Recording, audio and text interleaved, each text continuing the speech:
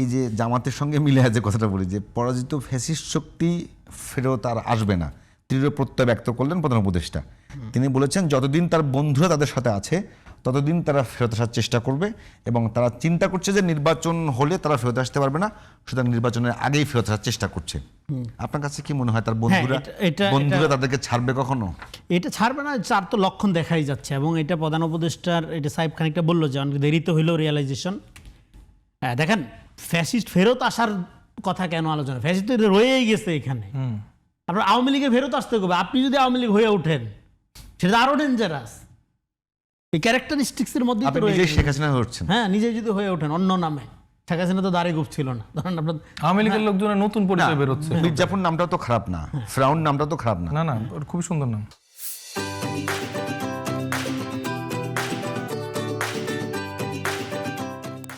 তো ফলে আপনি এইভাবে যদি আসেন, হ্যাঁ, তাহলে সেক্ষেত্রে আওয়ামী লীগের আবার ফেরানোর ব্যাপার এর ভিতরেই রয়ে গেছে। প্রধান উপদেষ্টা এইটা কেন বলছে এত দৃঢ়ভাবে? ফলে এখন আমি দেখেন এখানে সংস্কার নির্বাচন, আমরা তো বললাম সংস্কারের ক্ষেত্রে প্রধান প্রতিবন্ধকতা ছিল এখানকার যে রাজনৈতিক ইস্টাবলিশমেন্ট, নন পলিটিক্যাল ইস্টাবলিশমেন্ট এবং পলিটিক্যাল করাপ্ট ইস্টাবলিশমেন্ট, দুইটার যে যোগসাজ, এটার কারণে সংস্কার হয়নি, 1.5 বছরে ফেল হয়েছে, কথা পরিষ্কার। এখন সামনে যে নির্বাচনটাই, নির্বাচনে যদি আপনি ভোটাধিকার নিশ্চিত করতে পারেন, এটাই সবচেয়ে বড় সংস্কার আমরা ধরে নিচ্ছি মন্দের ভালো হিসাবে। কেন? কারণ ভোটারদের কোনো আওয়ামী লীগ, বিএনপি, জামাত, এনসিপি পরিচয় নাই। আমি মনে করি ভোটাররা ভোটার। ফলে এখন আওয়ামী লীগবিহীন একটা নির্বাচন যখন হবে, এই আমরা ধরেন আমাদের এখানে আওয়ামী লীগ কারা করে, বিএনপি কারা করে, জামাত কারা করে, আমরা লোকাল মহল্লায় কিন্তু জানি, পাড়া মহল্লায় আমরা জানি। ফলে নৌকাবিহীন একটা নির্বাচনের মধ্য দিয়ে আওয়ামী লীগের এই যে ডাইহার্ট সমর্থকগুলো, আমি বলছি ক্রিমিনাল না যারা, হ্যাঁ, যারা সমর্থন করে, তারা মনে করে আচ্ছা শেখ মুজিব জাতির পিতা, শেখ হাসিনার প্রতি তারা ইমান রাখে, মানে বিলিভ ইন রং থিং যেটা। তো তারপর সে যখন অন্য মার্কায় কনভার্ট হয়ে, হ্যাঁ, ভোট দিয়ে, তার মধ্যে দিয়ে কিন্তু একটা রিকনসিলিয়েশন হয়ে গেল। এই রিকনসিলিয়েশন প্রক্রিয়াটা যাতে না হইতে পারে, তার সমর্থনটা ইনটেক্ট রাখার জন্য আওয়ামী লীগ যে কোনো মূল্যে নির্বাচন বাধাগ্রস্ত করতে যাবে, এটা স্বাভাবিক।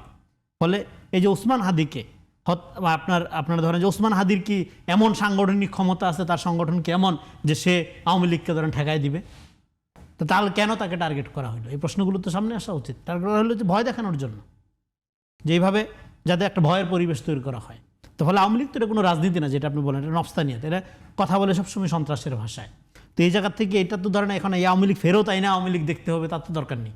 এটা চরিত্র লক্ষণ তো যদি আপনি দেখাই ফেলেন অন্য দল অন্য নাম নিয়েও, তা একই রেজাল্ট, একই পরিণতি হবে। আওয়ামী লীগের যে পরিণতি হয়েছে আপনার একই পরিণতি হবে, এবং জনগণের যে 15 বছর যে দুর্ভোগ হয়েছে একই দুর্ভোগ হবে। এটাই মোস্তাফিজ, আপনি যদি এটা কিছু বলেন, আপনি কি মনে করেন কিনা যে আপনারা যে রাজনৈতিক দলগুলো আছেন, আপনাদের বর্তমান যে বিভিন্ন আচরণের কারণে আওয়ামী লীগ বা আওয়ামী লীগের আচরণ ফেরত আসার সুযোগ আছে?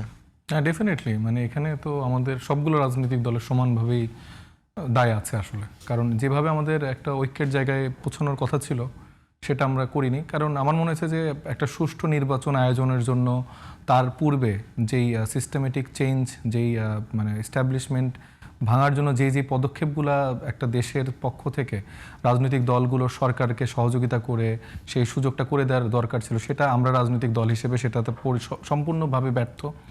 এবং দেখেন, ইলেকশনের আর 2 মাসও নাই, এখানে ইলেকশন কমিশন এসে যেরকম কথাবার্তা বলছে দায়িত্বজ্ঞানহীন, যে মানে আদের এই ঘটনাকে বিচ্ছিন্ন ঘটনা বলছে, এবং মনে হচ্ছে যে আমরা আরও 10-20 জন মারা গেলে সেটাও খুব একটা নর্মাল ঘটনা, এটা তো মারাই যায়।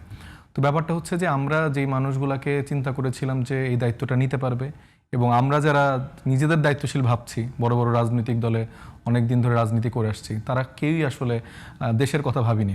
প্রত্যেকের এজেন্ডার কথা চিন্তা করে আমরা নিজের স্বার্থের জন্য মানে এগিয়েছি। সেটা উপদেষ্টা মণ্ডলী বলেন, আমাদেরকে বলেন, রাজনৈতিক দলগুলোর সবাইকে বলেন। তো সেই জায়গা থেকে কালেকটিভলি আমরা ব্যর্থ। এবং আওয়ামী লীগের যে প্রসঙ্গ, এটা আওয়ামী লীগ তো আসলে মানে গালি দিয়ে আসলে শেষ করা সম্ভব না আওয়ামী লীগকে। এবং আইএসের মতো যেসব জঙ্গি সংগঠন আছে, এদের সাথে তুলনা করা যেতে পারে আওয়ামী লীগকে। কারণ তারা এতটাই ভয়ানক, এবং 17 বছর ধরে তো তারা এই কায়দাই আসলে কিছুটা সুশীলতা দেখিয়ে, কিছুটা কালচারাল ফ্যাসিজমের জায়গা থেকে, নিজেদেরকে একটা এলিট শ্রেণীর জায়গা থেকে দেখিয়ে তারা আসলে সেই জঙ্গিবাদগুলো কায়েম করেছে। তারা আসলে দিন শেষে বাংলাদেশের শত্রু, বাংলাদেশের মানুষের শত্রু। এই আওয়ামী লীগ আসলে মুক্তিযুদ্ধর একমাত্র শত্রু, পাশে আর কিছু শত্রু থাকতে পারে, এখন তারা সেটা বলবে সেটা কী।